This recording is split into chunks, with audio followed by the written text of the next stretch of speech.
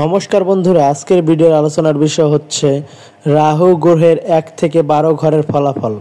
জানতে হলে ভিডিওটি অবশ্যই দেখুন যে রাহু গ্রহ 1 থেকে 12 ঘরে কী ফলাফল দিয়ে থাকে। জন্মকুষ্ঠির 12টি ঘরে রাহু গ্রাসের অবস্থান ভিন্ন ভিন্ন ফলাফল দেয়, যা শুভ অশুভ উভয় হতে পারে। 1 থেকে 12 ঘর রাহু সাধারণভাবে প্রভাব দেখতে কেমন হয় জেনে নেওয়া যাক। কোনো জন্মকুষ্ঠির প্রথম ঘরে বা লগ্নে যদি রাহু অবস্থান করে, তাহলে ব্যক্তি বা জাতক জাতিকারা উচ্চাকাঙ্ক্ষা হয়ে থাকে। বস্তুবাদ এবং লক্ষ্য অর্জনে মনোযোগ দিতে পারে তারা। এতে স্বার্থপরতা এবং সম্পর্ক নিয়ে সমস্যা হতে পারে। যাদের লগ্নে রাহু অবস্থান করে তাদের সমস্যা হতে পারে সম্পর্ক নিয়ে। কোনো জাতক জাতিকার যদি দ্বিতীয় ঘরে রাহু অবস্থান করে, তাহলে তাদের অবাঞ্ছিত খরচ, শত্রু তৈরি, আইনি জটিলতা এবং স্বাস্থ্য সমস্যার মতো বড় সমস্যা সৃষ্টি হতে পারে যাদের দ্বিতীয় ঘরে রাহু অবস্থান করে। কোনো ব্যক্তির যদি তৃতীয় ঘরে রাহু অবস্থান করে বা বসে থাকে, তাহলে শক্তিশালী যোগাযোগ, দক্ষতা, সাহস এবং বীরত্বের তৈরি করে। পেশাগত উন্নতি ঘটে থাকে তাদের। পেশায় অনেক সফলতা অর্জন করতে পারে যাদের তৃতীয় ঘরে রাহু অবস্থান করে। কোনো জাতক জাতিকার যদি চতুর্থ ঘরে রাহু অবস্থান করে বা বসে থাকে, তাহলে এই ঘরে রাহুর প্রভাব নেতিবাচক হয়ে থাকে। যার চতুর্থ ঘরে রাহু অবস্থান করে তার জীবনে সমস্যা, অস্থিরতা, বাধা বিপত্তি বেশি হারে দেখা যায়। কোনো মানুষের যদি জন্মকুণ্ডলিতে পঞ্চম ঘরে রাহু অবস্থান করে, তাহলে তাদের আর্থিক ক্ষতি হয়ে থাকে এবং বৈশ্বিক ক্ষেত্রে ভালো ফল দিতে পারে, কিন্তু অর্থনৈতিক উন্নতি করতে হলে তাদের বিদেশে যেতে হবে অবশ্যই। তবে এটি শিক্ষা ও সন্তানদের ক্ষেত্রে কিছু চ্যালেঞ্জ আনতে পারে। আপনি যখন অর্থনৈতিক উন্নতি করতে চাইবেন, তাহলে আপনাকে বিদেশে যেতেই হবে, কিন্তু আপনাদের সন্তান থেকে দূরে থাকার কারণে আপনাদের কিছু চ্যালেঞ্জের মুখোমুখি হতে হবে। আপনাদের সন্তানরা শিক্ষিত নাও হতে পারে, এই যাদের পঞ্চম ঘরে রাহু অবস্থান করে।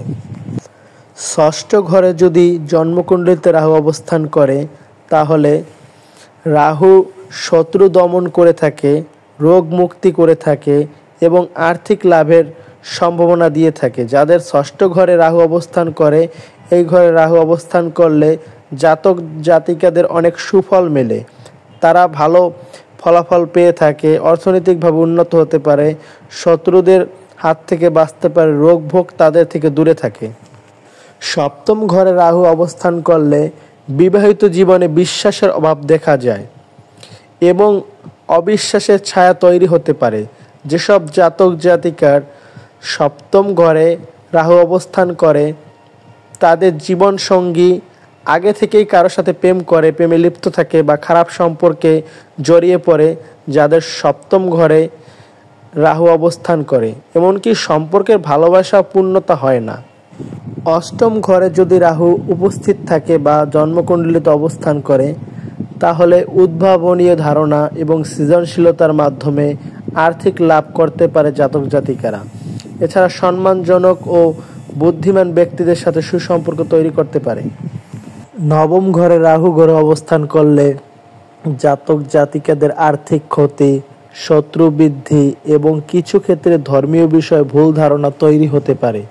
জাতকরা ধর্মান্তরিত হতে পারে। কোনো জন্মকুষ্ঠির দশম ঘরে রাহু গ্রহ অবস্থান করলে পেশাগত জীবনে অপ্রত্যাশিত উন্নতি বা পরিবর্তন আনতে পারে। দেখা যায় হঠাৎ করে যে কোনো পেশা থেকে অনেক টাকা ইনকাম করতে পারে যারা দশম ঘরে রাহু অবস্থানে আছে। কোনো জাতক জাতিকার জন্মকুষ্ঠিতে একাদশ ঘরে এককভাবে যদি রাহু ঘরে অবস্থান করে, তাহলে এটি ধনগমন এবং আর্থিক লাভের সম্ভাবনা তৈরি করে। দেখা যায় ধন সম্পদ আগমন হতে দেখা যায় এবং আর্থিকভাবে লাভবান হতে দেখা যায়। যে কোনো মানুষের জন্মকুষ্ঠির দ্বাদশ ঘরে রাহু গ্রহ অবস্থান করলে আধ্যাত্মিকতা, জনহিতকর কাজ এবং বিদেশে যোগাযোগের মাধ্যমে সম্পদ ও খ্যাতি বৃদ্ধি পেয়ে থাকে তাদের। ভিডিওটি ভালো লাগলে অবশ্যই লাইক, কমেন্ট, শেয়ার করবেন। নতুন নতুন ভিডিও পেতে অবশ্যই চ্যানেলটি সাবস্ক্রাইব করবেন। ধন্যবাদ বন্ধুরা।